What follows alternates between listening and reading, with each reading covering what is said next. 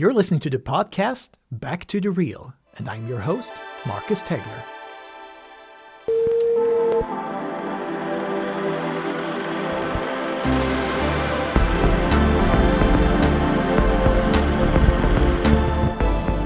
Welcome to the podcast Back to the Real, the podcast that discusses how movies influences us, but also has an impact on us. Today's guest is my old friend and former classmate Linus Fredriksson, and he's here today to talk about Chinese cinema. Hey, let's do this. Okay. Hey, Linus. Hi. Hi, welcome to the podcast. Yeah, thank you. Great being here. So, tell me a little bit about yourself. Okay, my name is Linus Fredriksson. I have a love for Chinese cinema, and I had it now for about 20 years. Mm-hmm. And it's going strong in waves sometimes, but because I also have like sort of disappointed about Chinese cinema too. It's a love-hate relationship, but yeah, and we're here to talk about that. Cool. Yeah. So you have a genuine interest in movies like before, and did you have it from start with the Chinese movies, or? Oh no, so I guess like nowadays and before too, Chinese cinema, and I specifically, when I say Chinese cinema, I mean from the mainland, which is called 大陆.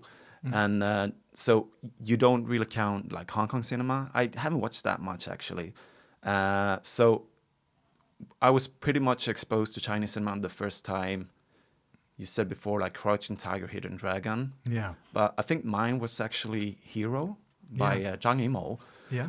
And that's when it took off. But you had to like wait quite long to actually get to watch more Chinese films because they're not really out there. Yeah. There's some that are out there. Now it's pretty easy, but before... Phew. I was just about to say it because I remember growing up, my introduction to especially Chinese movies, or like you said, Hong Kong, it was like Bruce Lee movies. And it was also some of the Ang Lee early movies, but also John Woo, for example. Yeah, exactly. Yeah, movies.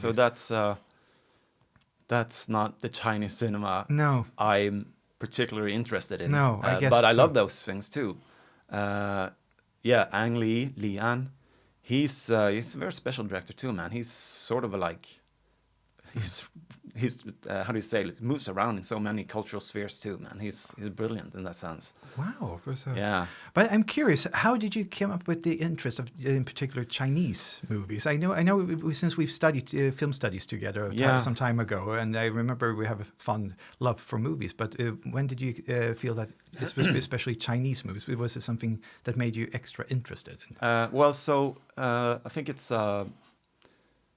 The starting point is kind of hard to pinpoint, but yeah, so it started with Hero, and I watched that movie quite a lot. And in that movie, when Jet Li's character, which I think is Wu Ming, nameless, when he faces the Emperor, and like the Emperor is like, sort of like interrogating him, every time like when he is like replying the Emperor, he usually says the word 是.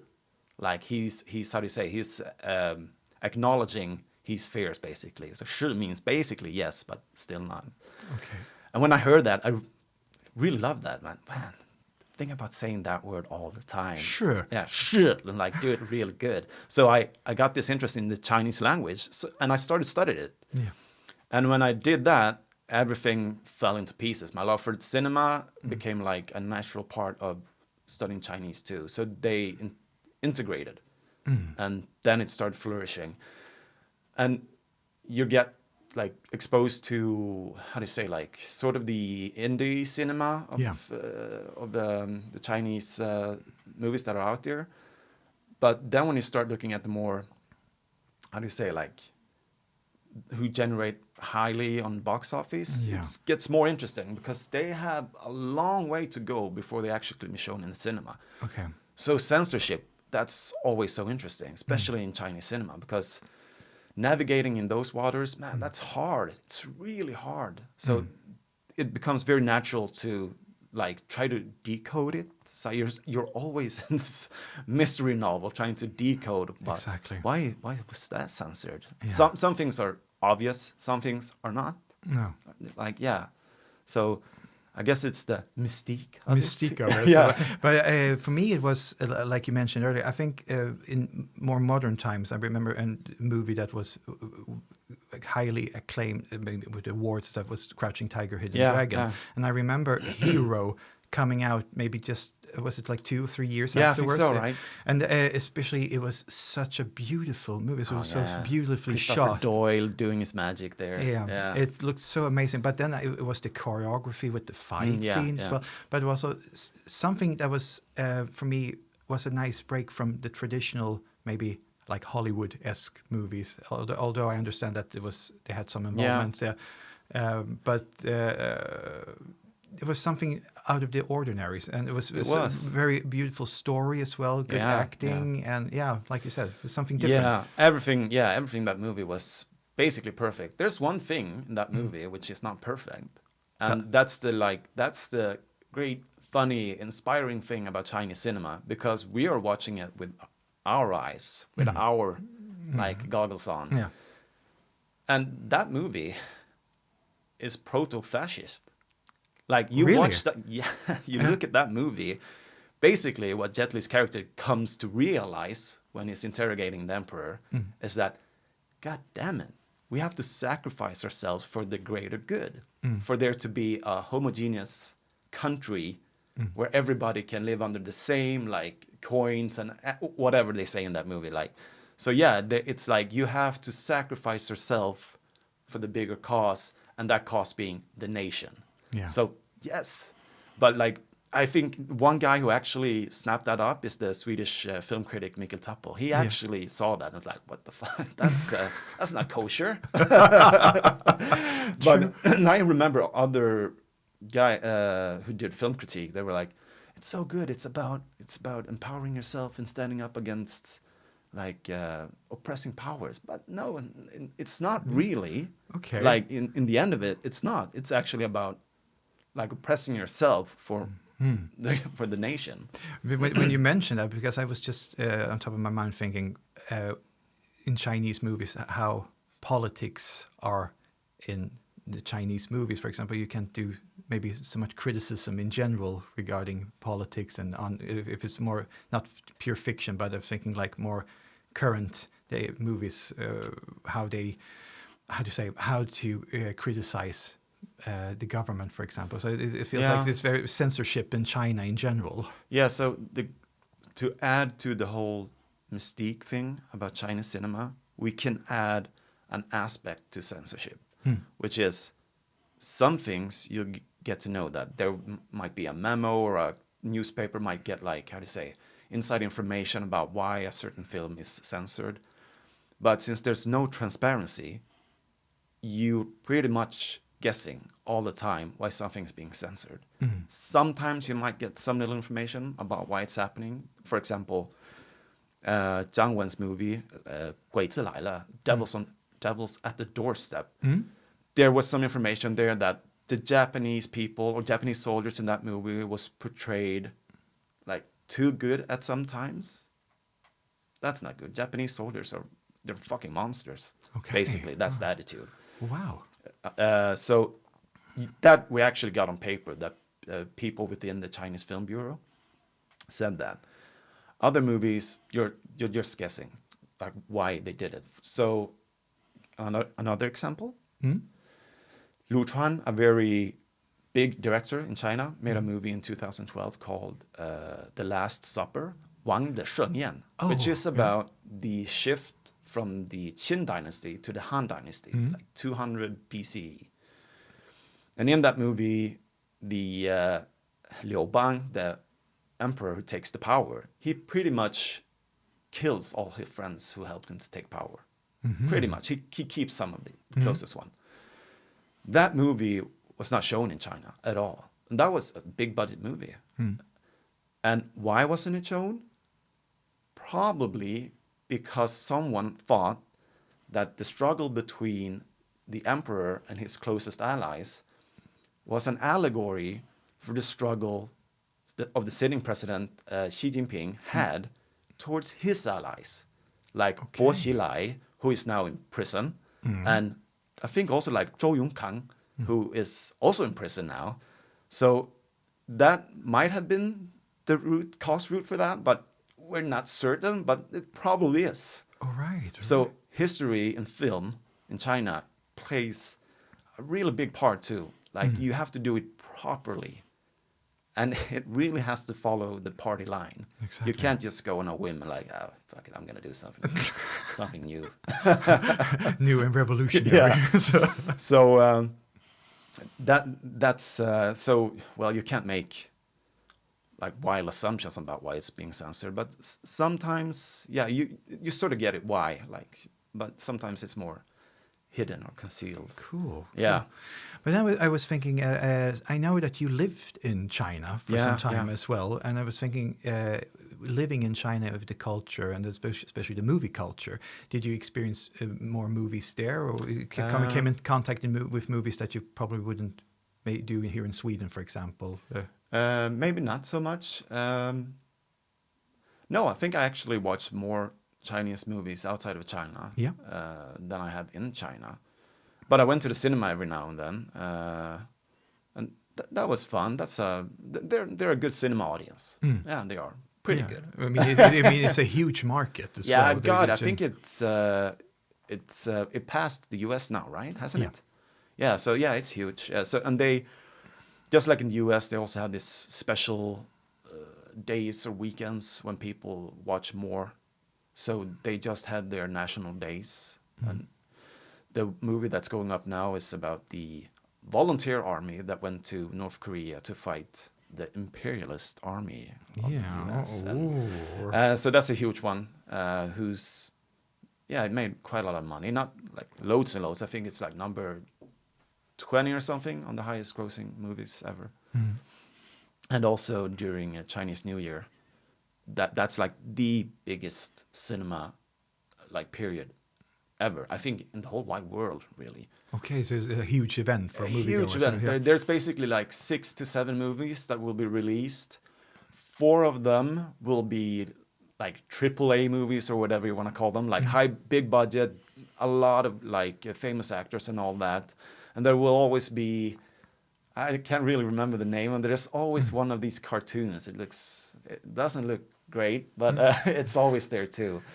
And so look out for those, because usually like The Wandering Earth will premiere on that. So whatever like these, because you know of Wandering Earth, right? Yes, exactly. But not that much, but I've know some at least. Yeah, it came on Netflix. Yeah. So that's why we know.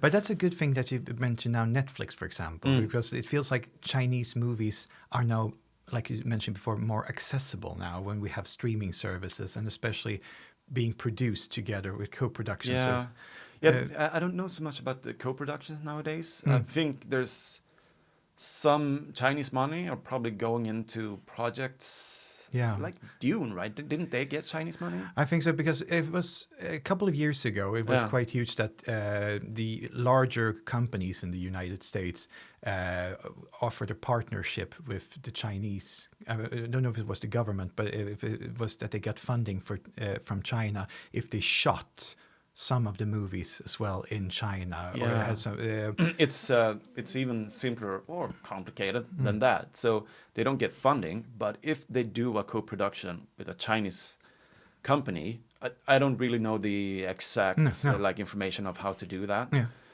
So if they do a co-production, that movie won't be counted as one of the, because they have a quota system. Yeah. Which is, I don't know what it's up to now. It used to be like 36 movies or something.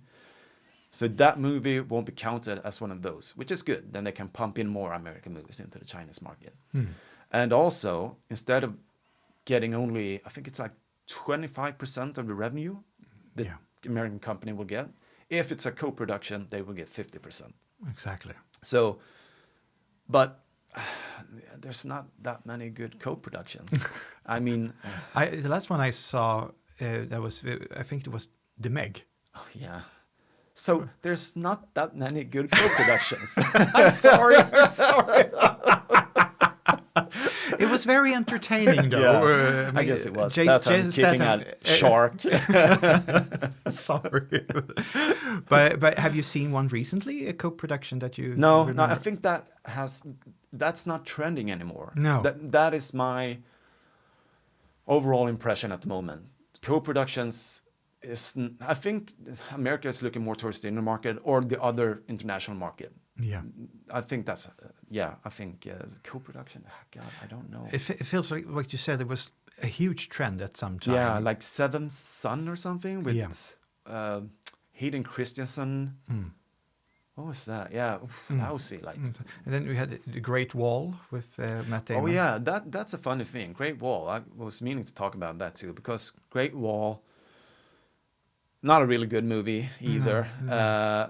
What are you saying? It's Matt Damon fighting monsters at the Great Wall. It's based on a true story. Yes, yes, it is. No, so that movie was sort of interesting because in that little bubble of like cinephiles and like sinophiles, with the ones who have an interest of China, it sparked some outrage because people, I don't know if you heard about this, but some people were calling that like, it's whitewashing. Matt Damon is in it, and Willem Dafoe, right? I think so, yeah. Yeah. And I think people who said that, they were looking for attention. Like, that always gets your attention, calling something whitewashing. But the problem with that is they have no idea how the Chinese Communist Party is working in cinema. I mean, if you look at The Great Wall, that movie is so much about Matt Damon's character being a lost Western person, like, what are my values? I don't got nothing. Like, but he will find his way through Chinese culture.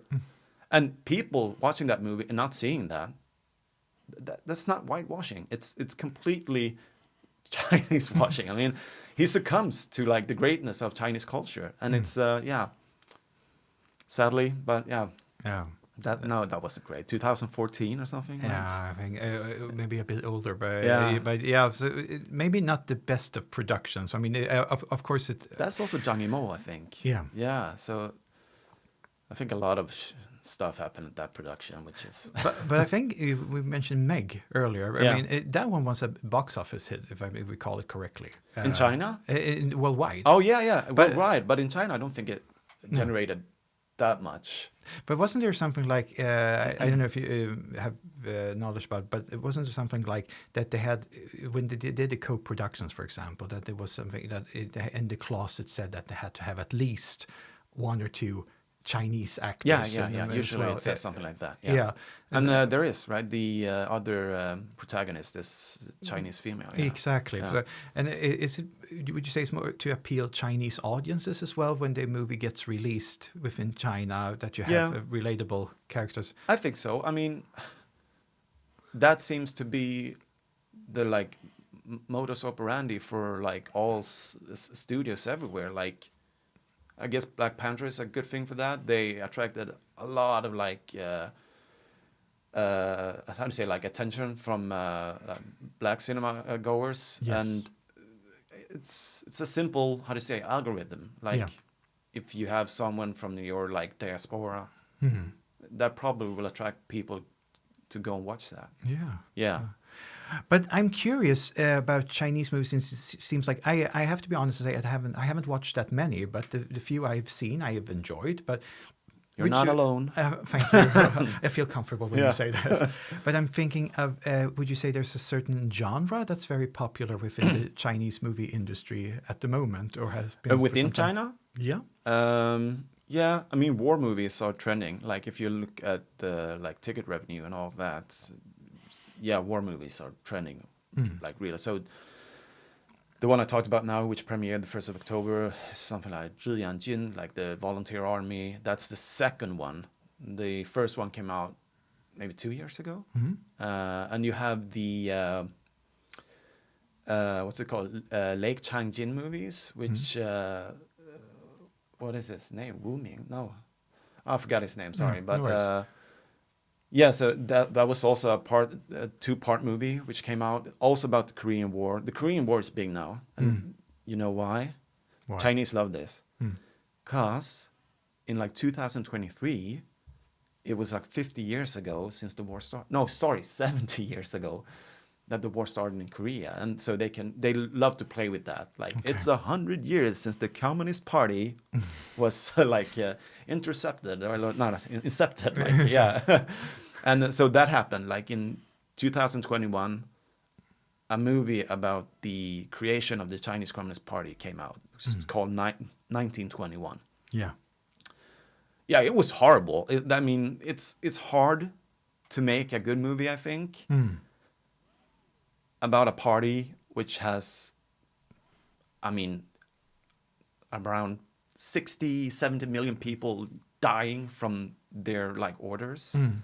And also they're trying to make it like accessible for everyone. Yeah. So they have like cheeky, funny, cute scenes in it. That doesn't work. Doesn't work out. Not at all. It's just, it was rubbish. Sorry to say. Never. Yeah. There are other ones that are more like hardcore into like, the suffering of like early party members of the Communist Party and all that. But yeah. Cool. But do you personally have a favorite genre within the Chinese movie industry that you enjoy watching particularly? Well, I did write about Chinese science fiction, but yes, you did. I did, remember, yeah. But I wouldn't say it's a favorite genre because there's not that much Chinese science fiction cinema-wise. There's a lot in the literature, loads. But yeah, so that's not. But comedy, I mean, Chinese comedy is usually it's hilarious. I love it because they. I don't know if that's a thing I learned to appreciate because I spent time there.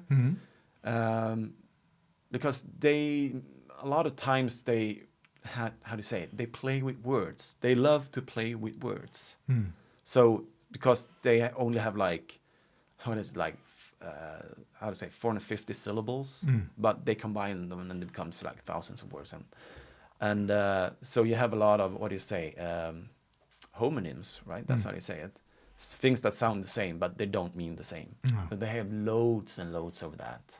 Okay. Yeah. And in comedies, that's great.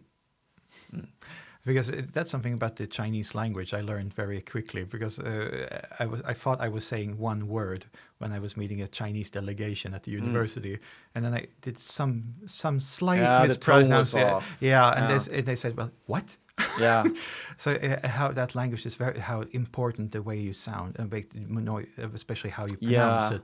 There's this example of a comedy actor called Da Peng, which had his. He had a comedy show, like sketches basically, and in it he's like a masseuse, so he's giving a massage to a guy, and the guy is saying, 可以给我保健吗? And he asks him like, can you give me like, 保健 is like to treat your body or treat yourself, and that means like, can you give me a hand job basically? That's what he was asking about, and he looks at him and is like, like of course I can, and he returns with a sword, because if you say it with different tones, it's I think it's like he said 宝剑, yeah, whatever. It means like a jewel, a sword, yeah, like a sword. So they love to do that. So that was funny. It was funny, but maybe not when I did it, but yeah. So some movies are basically all about that. Like the plot is somehow centered around this miscommunication. Okay. Yeah. So that's a thing that's trending, or like it's common. It's a common thing. Yeah. In comedies in particular, you say. Yeah, not all comedies, but yeah, in comedies, yeah.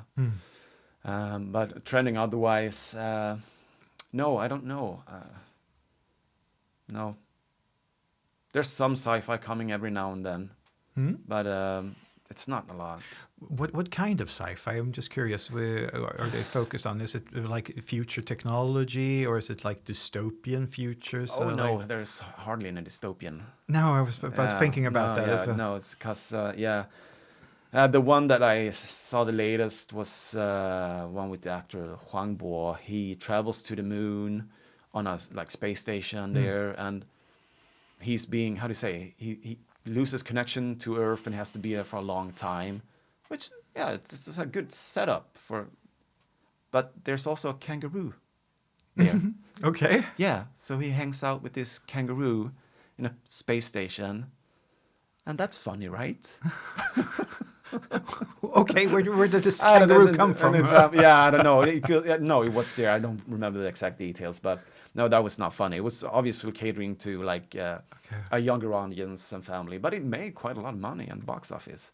Okay. Yeah, That was interesting. and yeah, like Wandering Earth. There's a second one. I guess you haven't seen the second one. No. Sorry, no. And it's usually okay. So yeah, I had a good comparison. Like movies like The Core, Armageddon. I mean, when they're trying to divert a catastrophe. The Core and Armageddon is maybe not sci-fi. They're on the borderline, maybe. So Wandering Earth is basically that, but more sci-fi-esque. Yes. And the thing about, they basically use the same aesthetics when it comes to like the content of the narrative too, according to me. So Armageddon and The Core, you know, they're fighting for a common cause. There's like no villains within their own band of happy members and all that. It's politically dull. There's nothing, there's no like friction or like the only friction is the threat. Okay. Yeah. So a lot of those things, like you had some things in the 80s which were more, like you could see there was a subversive like message in there, which was quite obvious. You didn't have to like really look for it. Okay. So yeah. Interesting, but I was curious when you said politics earlier, and now mentioning it as well. Have you experienced, for example, it talks a lot about the media about censorship in China, especially when it comes to movies. For example, you have movies that come from the West, from the United States, for example, that get censored sometimes in China in order for them to be in the cinema. Have you experienced something recently, or maybe before, a movie that you saw that was edited or changed? Well, the more obvious, there's like some that are really obvious, like the Bond movie when he's in Hong Kong, right? Which one is that? Oh, he's in The Man with the Golden Gun. Oh no, but no, the new ones. Yeah. I think it's Skyfall. He's in Macau. Yeah. I think in that movie he like punches down a security guard where he is, and that was censored because it was something about like East Asian people cannot be portrayed, or read Chinese cannot be portrayed as being like physically more weaker.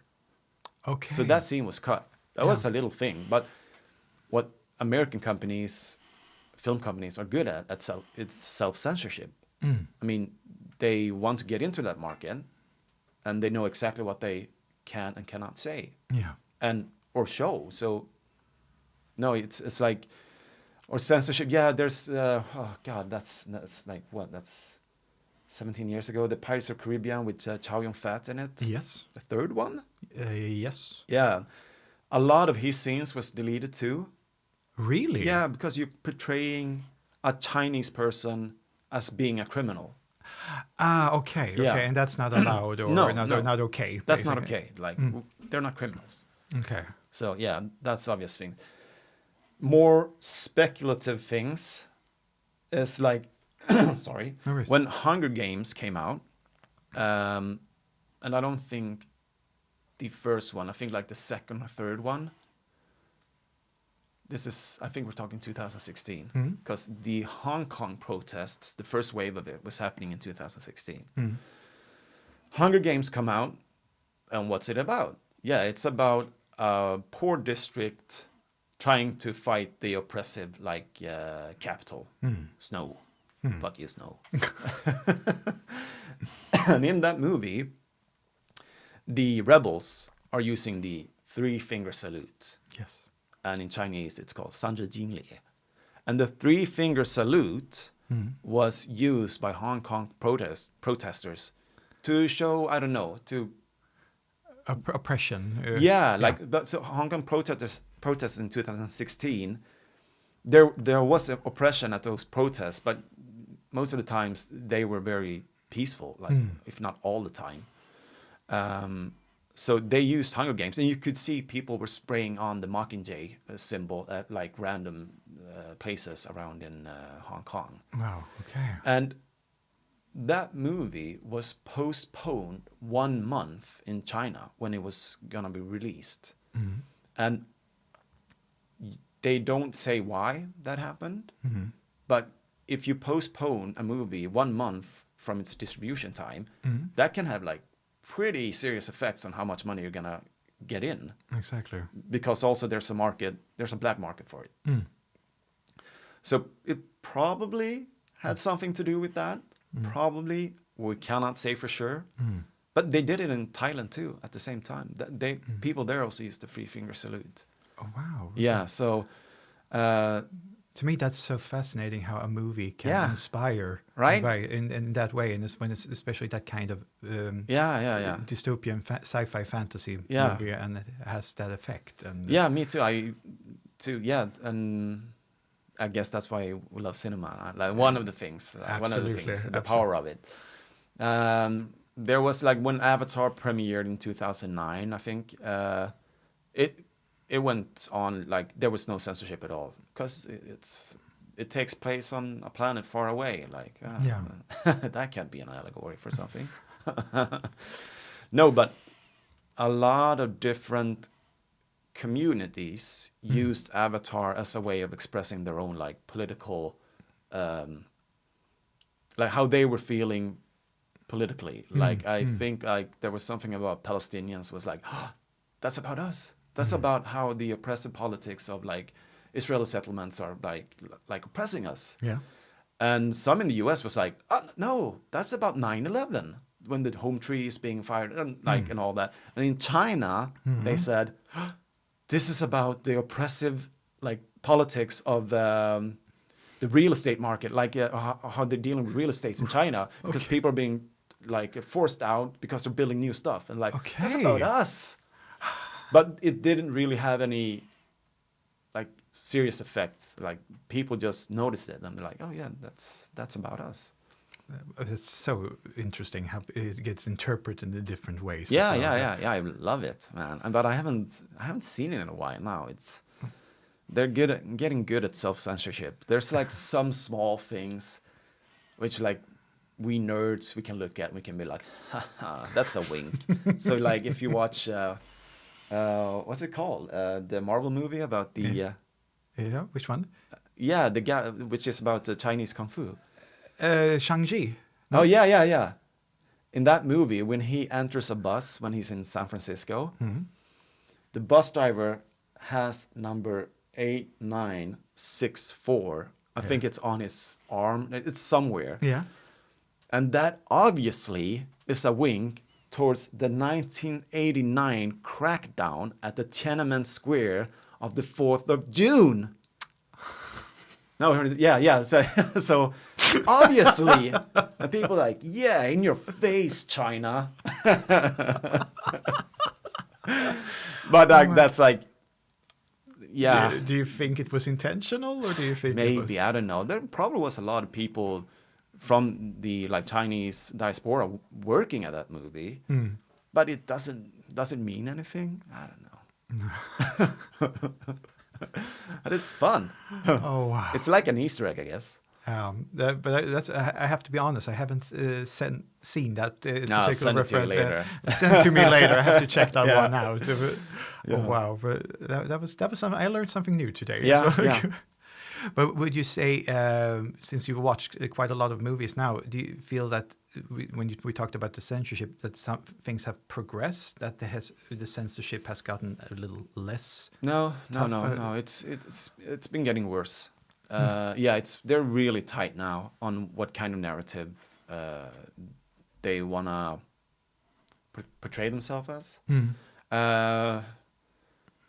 So they also had a campaign some years back which they were cracking down on something they would call historical nihilism. Yeah. And that means that there's one interpretation of history, and that is the interpretation which the Communist Party has done.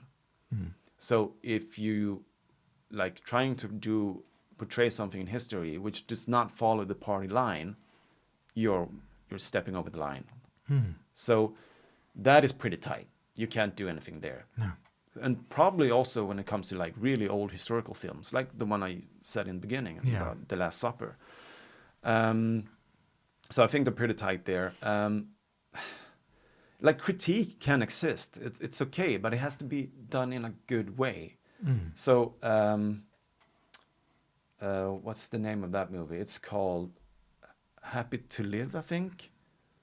Oh, well, I'll figure it out later. But it's about how a person in China, a real person existed, smuggled, I think it was AIDS drugs for like, how do you say, for defending against AIDS, was smuggled from India to China. Yeah. Because it was really expensive in China and all that. And that movie had critique in it, like a bit upwards, but not too far up. No. So you can do that. And also that Oscar-nominated movie Wolf Totem. Yes, that some years ago. That also had critique of like political cadres in it, but not high up. And like the ones higher up will later come down and say like, yeah, that wasn't right. Like, good you said that. So yeah, you don't find that stuff. They're good, man. They've been doing this for quite a while. The party has been existing for 100 years, and they learned from the Communist Party in Soviet Union, Russia. Yeah. So, like how do you say, like, there's actually a chance that somebody will notice something that they're not noticing. I don't think so. I mean, they're good. Good. Yes. Yeah. No, but I remember last year during the Oscars, it was not a Chinese movie, but it was mainly of Chinese actors. Everything, Everywhere, all at once. To me, I really liked that movie. I thought it was really cool and very original. Yeah, definitely. Yeah. But I remember there was a lot of talk about it was mainly a Chinese. At least had a Chinese background with the cast. Yeah, exactly. Ki Hu Kwan, for example. Exactly. He also won an Oscar. Michelle Yao. Yeah. So I think she's from Malaysia, though, right? Isn't she? Yeah, and I think she was raised in Hong Kong. She speaks Chinese well, so that's exactly. Yeah.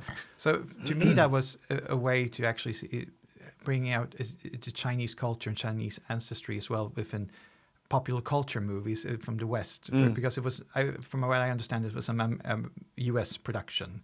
The brothers. What's the name now? The brothers that do it. The one is American, right? The other has like East Asian descendancy or something, right? Exactly. Yeah. I remember it was a huge thing that it had a cast. And it got so many awards during the Academy Awards, for example. Oh yeah, great thing. Yeah. But I think that also sent a signal for the movie industry, because one of the I forgot the name of the actor who was in like Big Trouble in Little China and stuff like that. Oh yeah, I think I know the evil one at the end. Yeah. Oh yeah, I know him. Yeah. Because he said that he's been active for over 60 or 70 years within the movie industry, and this was the first time he felt like the Chinese, especially actors that have a Chinese background, were seen now, actually they're acknowledged. For me, that was a big thing.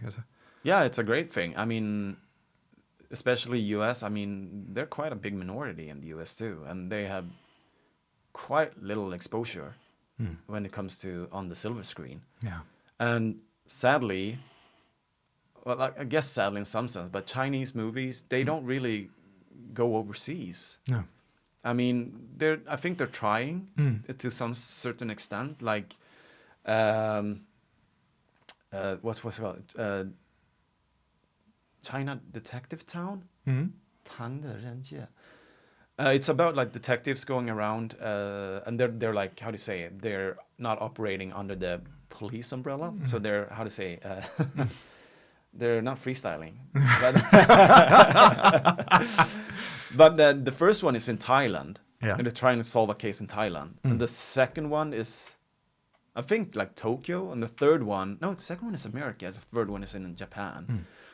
But that's also a pretty smart thing, because if you're working by yourself and trying to solve crime, if you're doing that in your country, what does that tell you about your country? You have a pretty shitty police department then, right? Exactly. Yeah. So it's a good thing of placing it outside of China, because then you can attract maybe people from Thailand or America or Japan, but a new audience. But also you can solve crime elsewhere. Yeah. So you don't have to have that complex issue of where's the real police then? Why are you doing this? Yeah. And that's that's a thing. You can't really portray criminals in a good way. So how do you come around that? Well, Da Peng, the guy I mentioned before, he made a pretty good try at it. He made a movie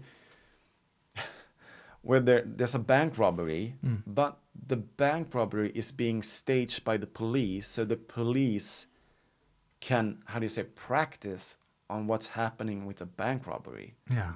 And the guy, Da Peng, like the main guy in the movie, he's taking that job very seriously. So it's sort of shot as being very thrilling, but there's no crime happening. It's just that they're exercising in the movie. Yeah.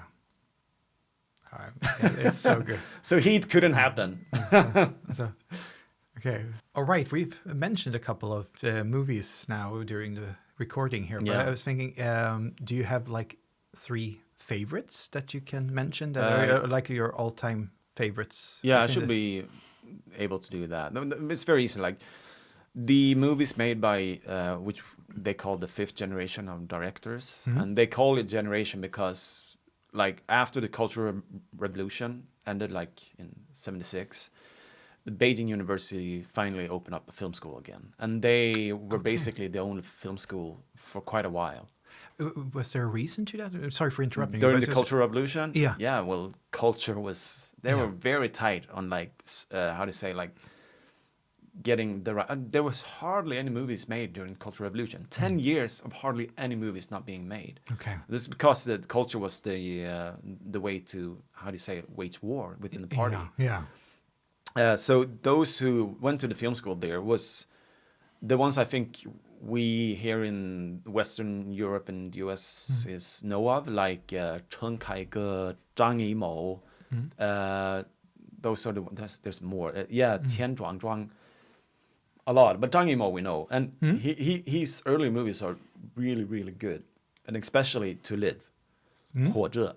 That is a really good movie. And that movie, they follow a person who's played by Ge You, who, like, it's pre-revolution time, so before 1949, and he's a son of a rich person, and they have their goods and they have their real estate and all that, and then the revolution happens, and he loses all his fortune before the revolution. So he basically comes off like well on the other end after the revolution. Not well off, but he lives. But that movie is about he going through all the different stages of like political turmoil in China at that time. Like the Great Leap Forward, the Cultural Revolution, and so many things. It's a great movie, a great portrayal of Chinese CCP history, like Chinese Communist Party. Yeah. So watch that one. I think even you can watch that movie on YouTube.